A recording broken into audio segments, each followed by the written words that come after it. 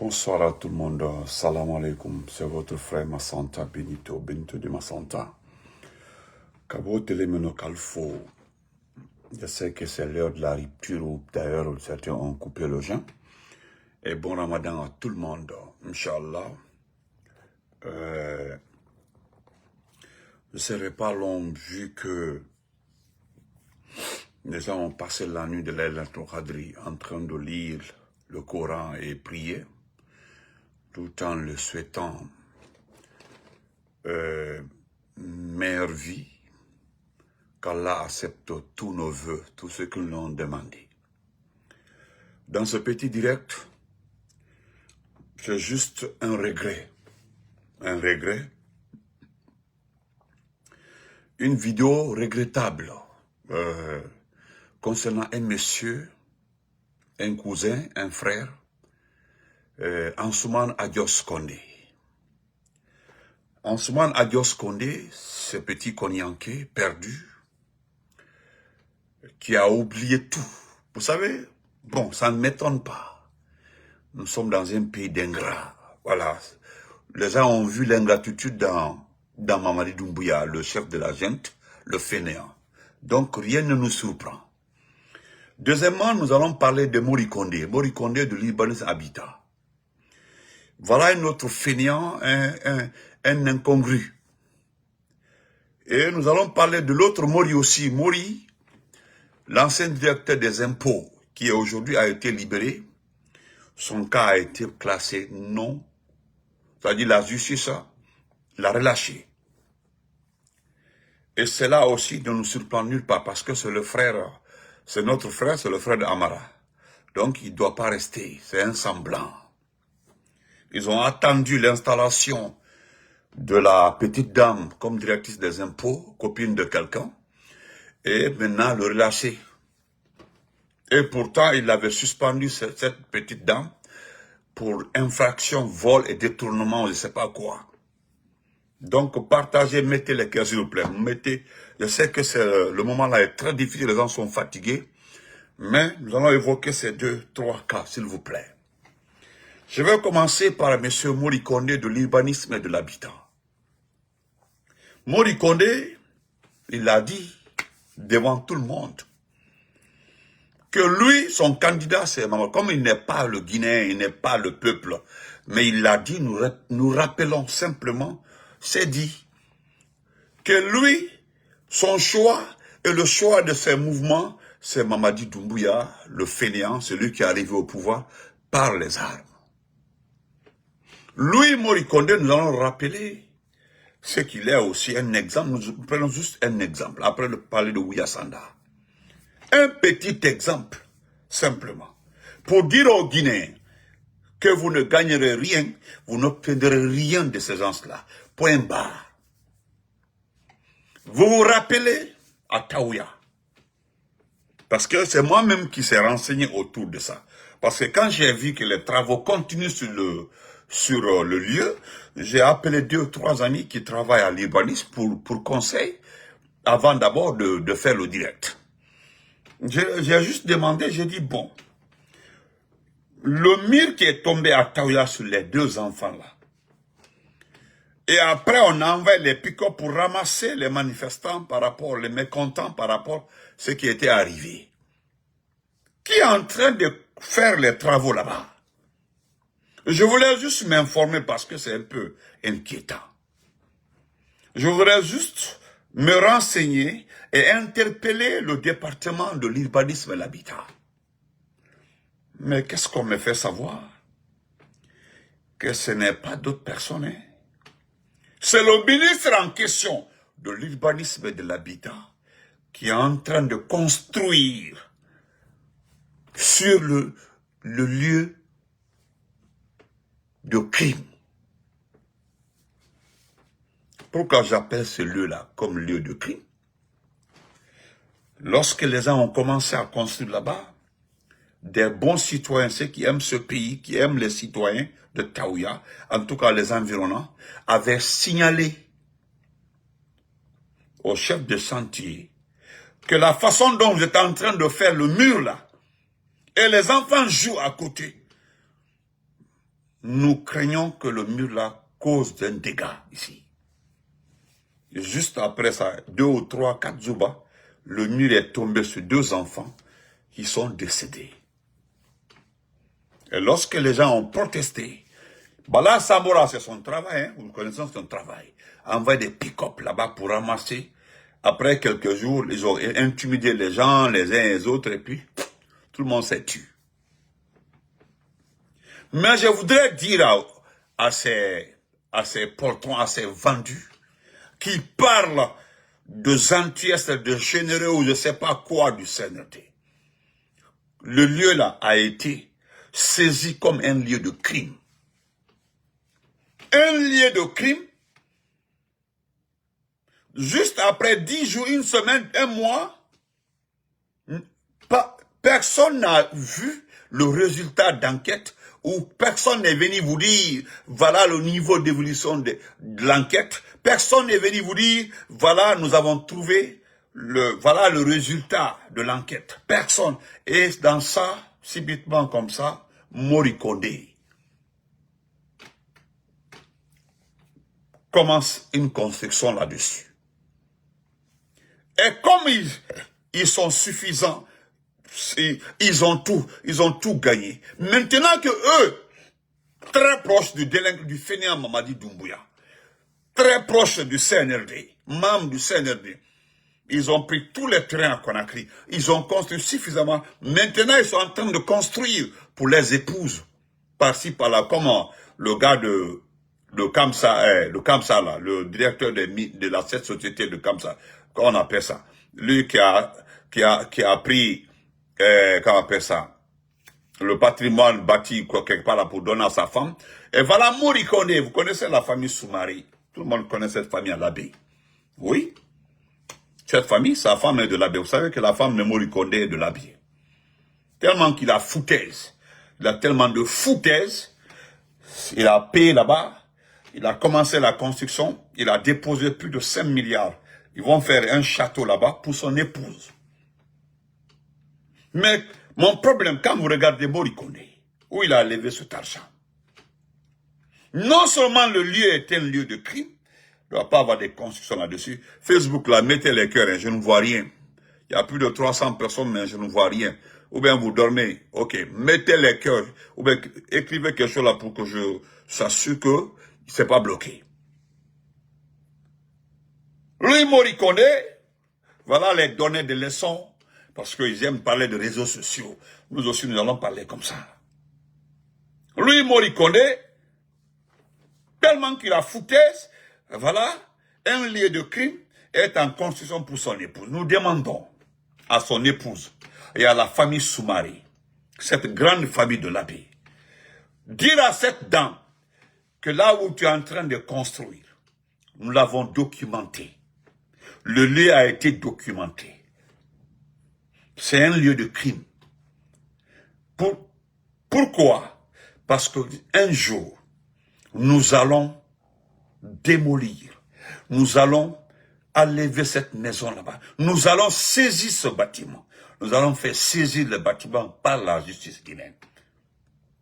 Madame Condé, quoi Soumari? Nous avons essayé de joindre les familles des victimes de ce terrain. Hélas, personne ne veut s'exprimer là-dessus.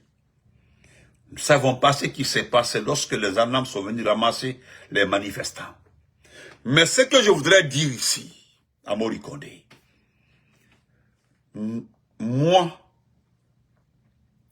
comme tu l'as dit là, que je suis un, je ne sais pas quoi, je voudrais juste te rappeler, petit, du quartier énergie Cancan. Petit, faut finir le bâtiment. Dans 2 ou 3 jours, quand ils vont avancer, j'ai demandé aux jeunes d'attendre d'abord que la construction avance pour que j'ai les photos, pour te montrer les photos sur la toile. Ça, c'est un. Deuxièmement, M. Abouakar, M. Adios Condé, mon frère, tu connais Massanta Benito, tu connais Amadou Damaro, tu connais Ansoumane Damaro, tu connais ton homonyme Ansoumane Damaro, tu connais Tidiane World Music, tu connais beaucoup de personnes. Vous avez fait à un moment ici la fierté de la culture guinéenne. Adios, adios partout. Mais tu sais avec qui tu as eu ce nom-là et qui t'a aidé à avoir ce nom-là. En toi, qui t'a épaulé dans cette vie. Ce n'est pas le fait que tu supportas Mamadi Doumbouya qui pose problème. Ce sont les propos que tu as tenus. Les propos. Parce que nous aussi, on peut supporter Mamadi, si on le veut. Mais nous ne partions pas vers Mamadi, c'est lui qui viendra vers nous. Mais le problème, c'est que toi, tu étais très mal placé pour supporter Mamadi. Il y a des milliers de personnes, il y a plus de 20, 30 cousins d'Ahmad Damaro qui est en prison, qui est hospitalisé, qui est malade. Il a tellement de cousins, de cousines qui se sont abstenus de supporter le CNRD par son respect. Adios Condé. Je le répète encore une fois. Une trentaine de cousins, cousines de notre oncle, Amadou Damaro, malade, en prison, condamné par une junte illégale, illégitime. La plupart de ses cousins et cousines se sont abstenus de soutenir le CNRD par respect à ce monsieur-là. Mais comme tu es vulgaire, tu n'as pas de dignité. La maison de la presse t'est venue raconter des âneries. Si ça marche dans ce paradis, si tout va bien dans ce pays-là, pourquoi toute la Guinée ne se lève pas d'un coup et qu'on en finisse pour dire oui, c'est toute parce que nous sommes à peu près 12 millions 800 et quelques Guinéens. Il y a au moins plus de 7 millions de majeurs. Je prends majeur, adulte, tout dedans. Pourquoi ces 7 millions de personnes ne défilent pas en un jour et qu'on en finisse? Mais pourquoi c'est vous qui relatez que tout va bien en Guinée? Voilà. Et puis, vous discutez avec les bonnes personnes. Pourquoi nous devons soutenir cet homme? Ou bien nous savons pourquoi on ne veut pas de ce type-là. Parce que nous savons comment il est arrivé au pouvoir. Et on ne peut pas arriver comme ça et réussir et faire réussir son pays. Voilà, vous parlez de Simandou. Tout était programmé, tout avait commencé avec le président Alpha Condé. Tout ce qui c'est une suite du projet Simandou. Donc, si Doumbouya avait des projets agricoles, il avait des projets industriels, il avait, bon, quand je vois rétablir des Anta, on est en train de rétablir le Anta, ils sont en train de rétablir l'usine, tout, il y a le projet de construction, projet, des projets, des maquettes. Ça ne chauffe pas, ça ne dérange pas, ça tague pas quelqu'un.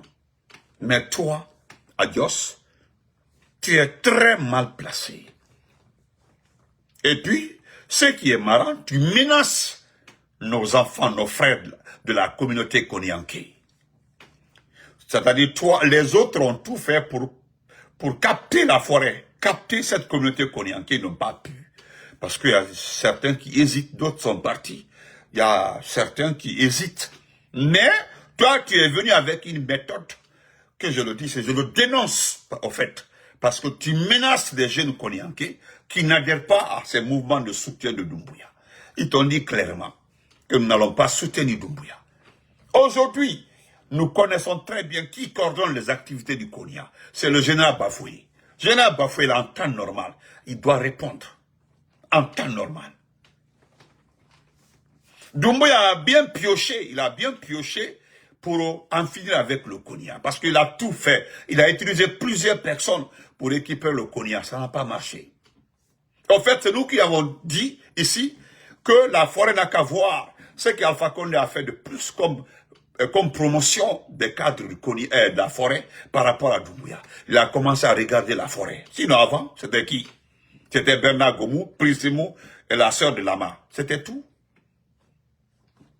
Maintenant, aujourd'hui, c'est le ministre de l'Agriculture et Bogola. Bogola là-bas, son sort est scellé. Il soit remplacé. Soit c'est Loubalé le remplace, ou bien c'est Loubalé prend le poste de chef du gouvernement. C'est ce qu'on dit, hein. C'est Loubalé. On dit, ah, le premier sera une surprise. Bon. Les nominations de Doumbouya n'intéressent personne.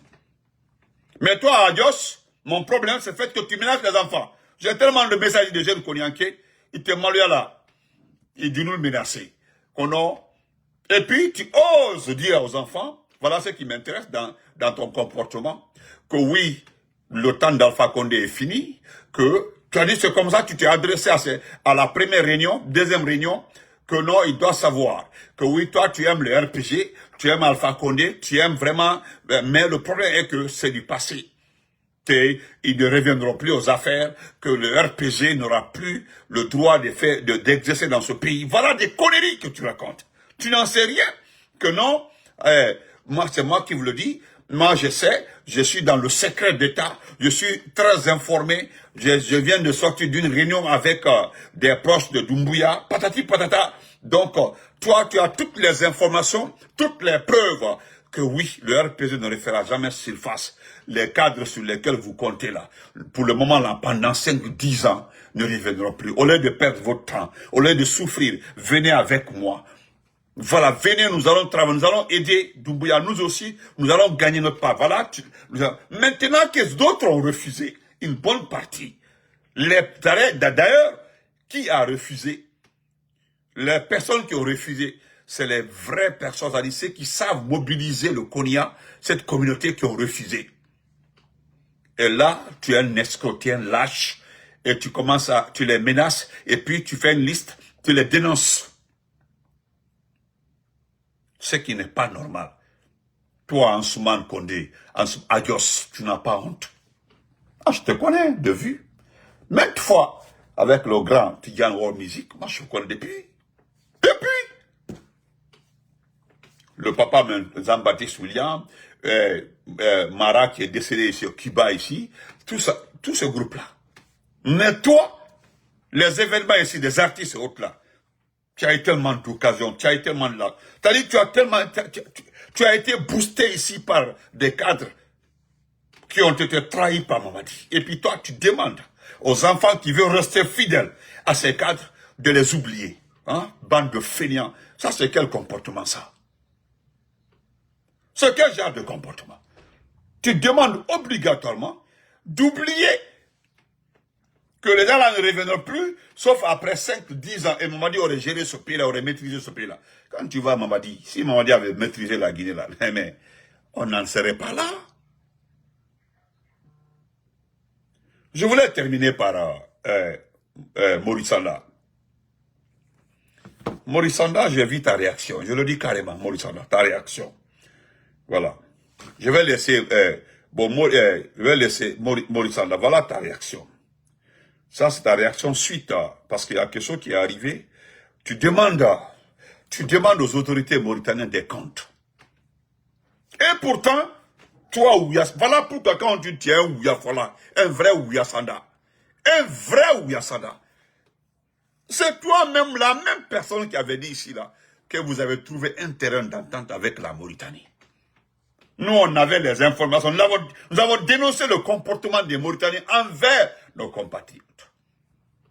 Mais parce que nous avons été les premiers à mettre ça sur la place publique, aigris que vous êtes, et pourtant, nous nous battions pour nos compatriotes. Personne ne nous paye pour communiquer. Nos pages là, hein, nous les gérons, nous payons nos factures de téléphone et de courant. Mais, on ne peut pas voir d'autres communautés, d'autres pays maltraiter nos parents, et puis c'était. Et toi, nous avons été surpris même, on dit non, tu t'es posé comme ça, que le problème a été légal. Maintenant, tu as vu que la vidéo, moi je refuse de faire jouer la vidéo. Avant que je l'ai dit, j'ai dit j'ai la vidéo ici, où on va de maison en maison. C'est les Mauritaniens même qui ont losé nos compatriotes, qui dénoncent nos compatriotes. Et puis regarde comment on les ramasse. Regarde comment on ramasse les Guinéens. Pas ta faute. Et pourtant, c'est à cause des passeports, à cause des documents. Ils n'ont pas de documents. Vous avez une ambassade en Mauritanie? Tu ne gères même pas les ambassades. Est-ce que l'ambassade en Gambie, vous demandez à un ambassadeur qui est loin de la Mauritanie de gérer la situation et vous faites comme si vous gérez ça en ligne. Faux!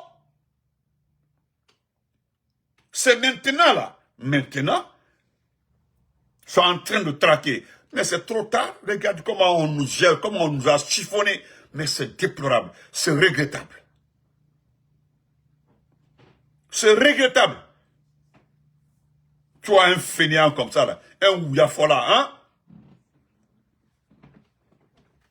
Maintenant, toi, tu demandes des comptes.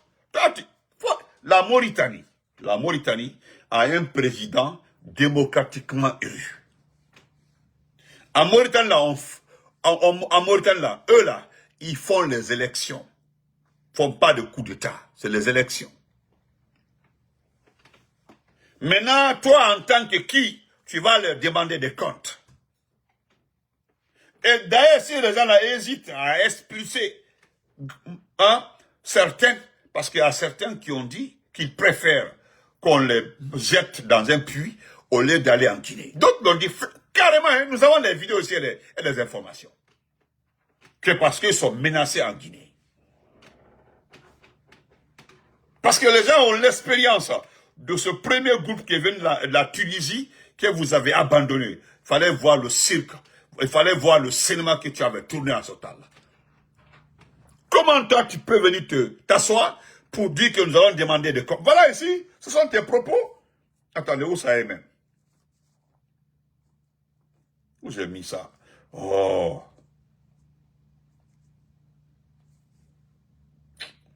Où j'ai mis ça?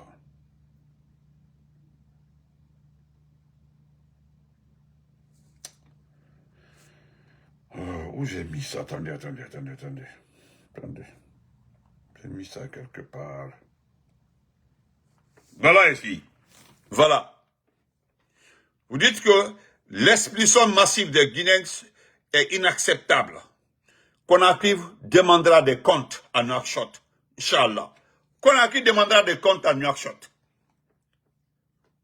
Il fallait d'abord aider ces Guinéens expulsés. Qu'est-ce que les affaires étrangères font pour aider d'abord nos compatriotes expulsés? Parce que certains ont quitté sans bagage. D'autres, la façon dont ils sont habillés, c'est comme ça ils ont marché jusqu'à la frontière. Vous devez arrêter de mentir. Voilà pourquoi nous disons en longueur de journée, vous n'avez pas de projet. Tous les projets que vous avez là, c'est un seul projet, Simandou. Aucune mesure n'est prise pour aider nos compatriotes. Regardez les 400 passeports envoyés en France. C'est devenu un problème. C'est devenu un problème. Allez, on dit qu'il faut appeler, prendre rendez-vous, vérifier d'abord. Et puis maintenant, on paye un montant. Si tu es arrêté, tu dois payer 200 ou 300 euros. Regardez-moi, une diplomatie guinéenne.